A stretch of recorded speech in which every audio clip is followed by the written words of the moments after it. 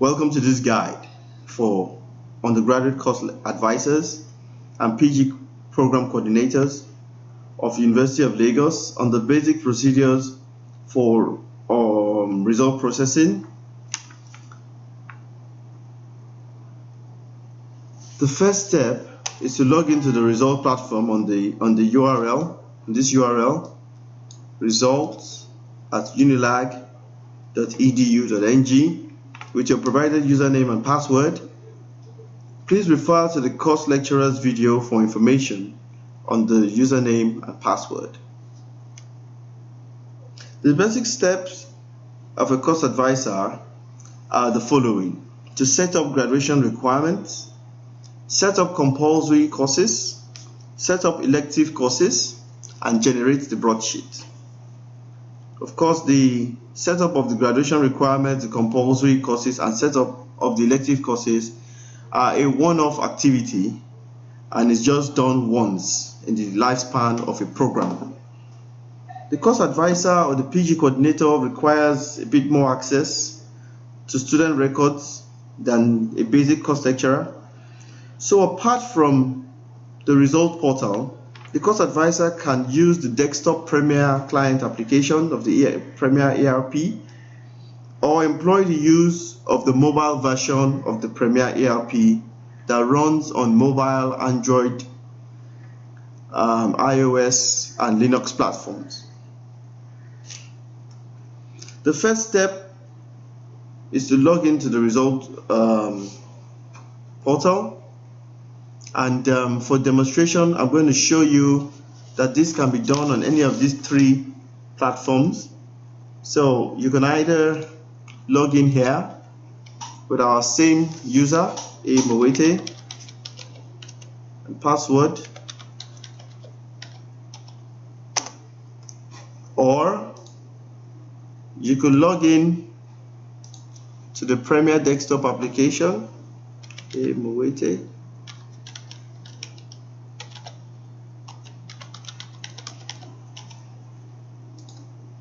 Alright, or to the mobile version of Premier.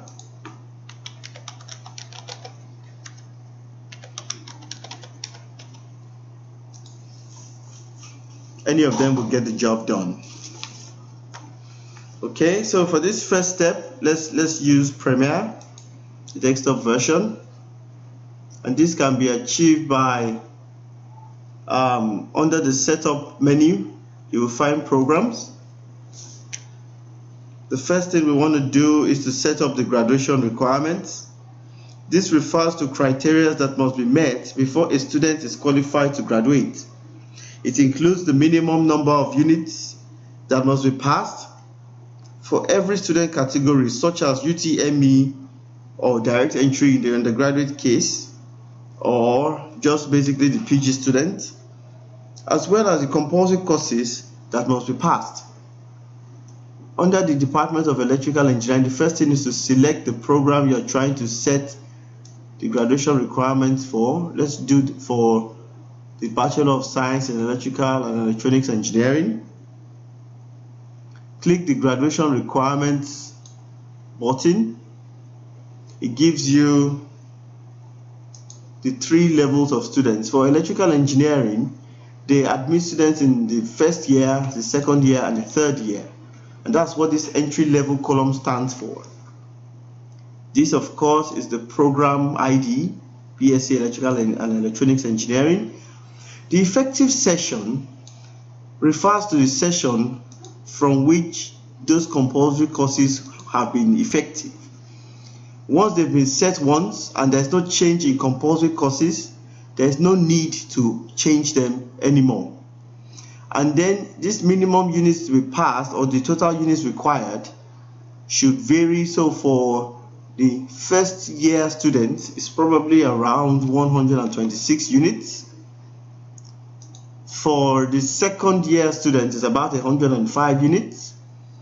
And for students who come in the third year, it's probably about 96 units. These are just arbitrary units. Course advisors are expected to provide the correct units for their respective programs. For programs who don't admit students into the third year, this line will no longer be required. You can delete it by clicking this red delete button and then clicking yes to delete it. Once that is set, the next step is to provide the details of compulsory courses. And this will include the year the course should be taken, the semester, and the course code. And this must be done for the respective categories, levels of entry. So it must be set for the first year, the students who come in through second year, and those who come in the third year. So if we are doing for the first year, we click on the line and then click on required courses or compulsory courses, and then we can just keep on adding the courses. So we can do EEG without a space 201 is taken in the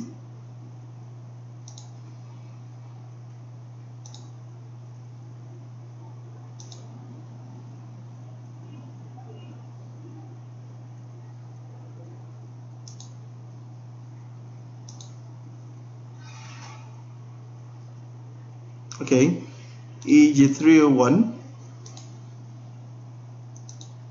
and is taken in the third year, probably first semester. EEG 403 or 415, and is taken in the fourth year, probably second semester. All other compulsory courses must be entered like this, and then once this is done, just close the page. And that completes for entry of compulsory courses. Elective courses can be entered here the same way the compulsory courses were entered. Click on elective courses, and those will be the courses that will be available for that particular session. So you need to select the year that for the compulsory course, maybe the year 1 course, the semester, whether first or second semester, and then the course code EEG 301 or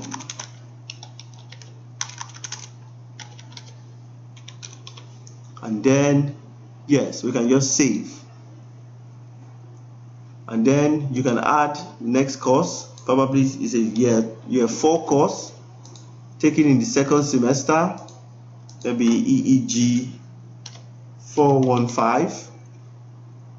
Any other course that is compulsory, that is an elective, should be added here. Let me just take this off.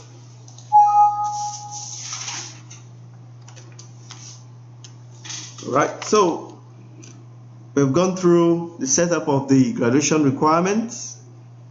We've done the compulsory courses, elective courses.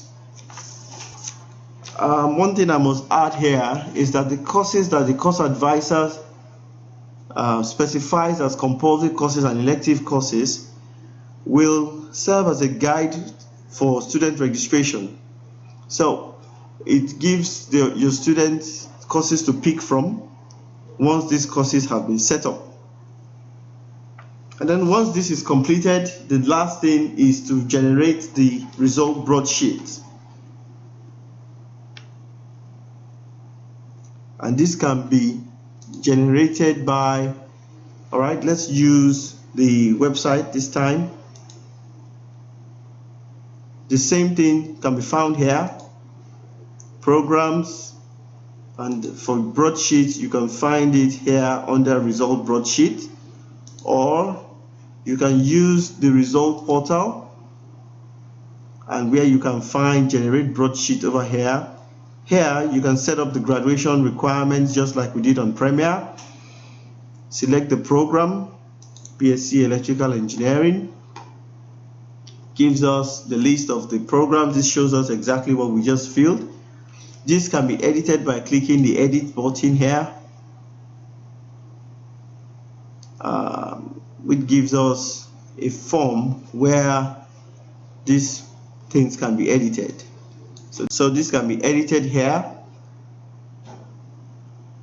and then you just save.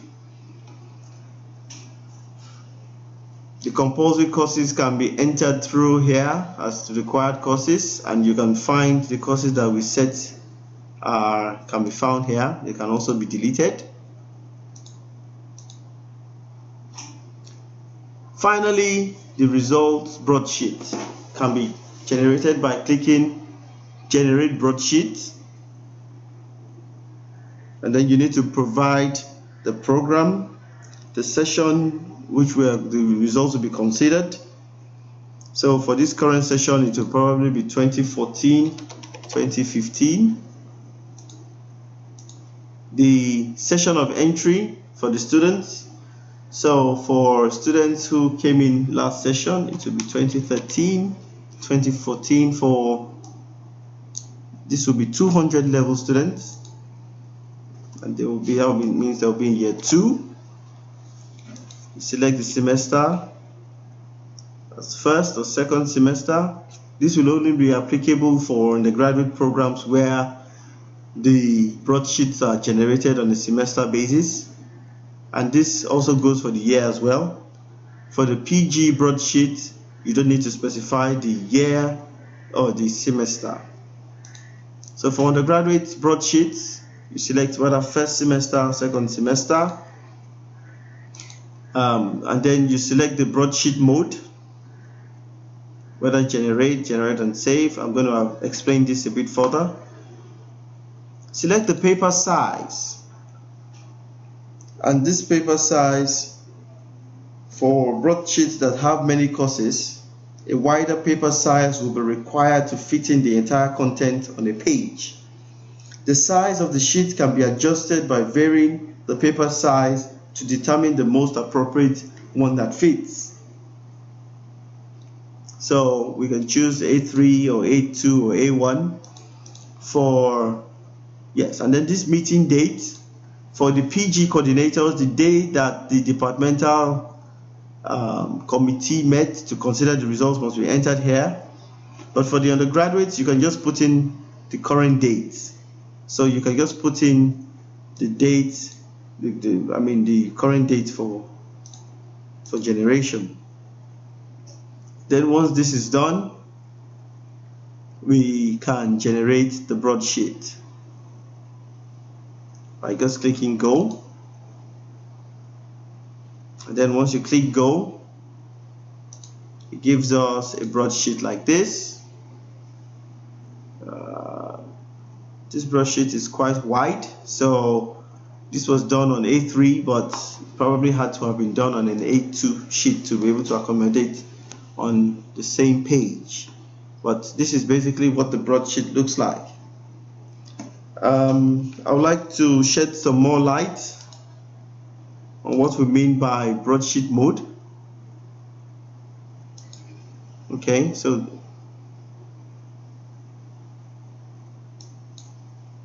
yes, here you find the broadsheet mode. The generate mode is when you're still preparing the broadsheet at the beginning and you're just trying to compute the results to get the GPAs. You can use the generate mode. But once you are satisfied with what the output of the broadsheet is, and you have met at the department and done all the necessary consideration, you come back to do a generate and save. And that one can be done by just clicking generate and save. You select the program and the session and all the other parameters, and then you click go. What this does is that it saves a copy of that broadsheet on against your profile. So there's a saved copy. Once the saved copy is generated, the next thing is to come to do submit for approval. So you click the generate broadsheet again, you select the program, you select the other parameters, and then you set the broadsheet mode to submit for approval. This submits the copy that was saved to BCOS or to the ERC, as in the PG school, for forward processing. Once this submission for approval is done, you will not be able to make any further amendments on the broadsheet until the broadsheet is either rejected or approved. And then once you submitted for approval, you're just expected to generate the broadsheet in the view mode so that you can view what has been submitted. You will no longer be generating or trying to compute, you're just going to view what has been submitted. And then after the Senate has taken the results will be approved, and graduated students will be graduated, and then the ones who didn't graduate will be left behind on the broadsheet for subsequent supplementary processing. If for any reason you need to recall the broadsheet before it's approved, all you need to do is to come and select the reject, and then you can call it back and start the process over again. For more information on this, please contact us through the emails that we have provided. The Premier web version can be found on premier.unilag.edu.ng, and then we can be contacted through premier@unilag.edu.ng. Thank you very much.